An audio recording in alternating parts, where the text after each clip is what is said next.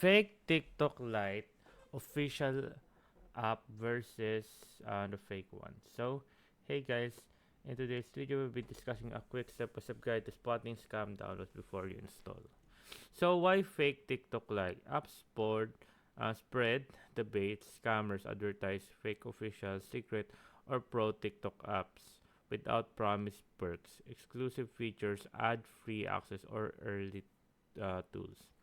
The disguised fake apps mimic real logos, screenshot names interface to appear authentic at first glance.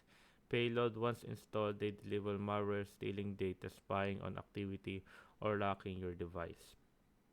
Check 1 developer store listing and real list signals. Verify the developer. Compare the published name to the brand's official app page. Misspellings or official pro support fluff are red flag. So, check the listing age. A brand new official app with new downloads or an odd update pattern should be paused and verified. Watch for repackaging. The scammer register developer account and pre-packaged legitimate apps with malicious code inserted. Check 2. Permission review and uninstall reality. Read permission carefully. Fake app request access far beyond video features. SMS contact stability device admin. Lite app doesn't need this. Review can be faked. Use review as evidence but watch for too perfect praise. Fake apps often include manufacturer positive reviews. Metadata mismatch equals tampered. If the APKs version or file size doesn't match the app store listing, treat it as modified.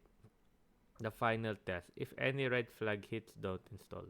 Verify source and developer. Check the signature.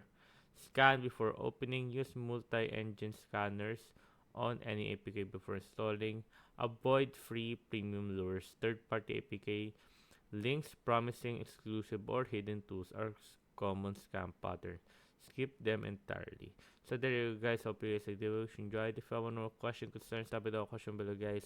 Happy to answer as soon as possible. And thank you, guys.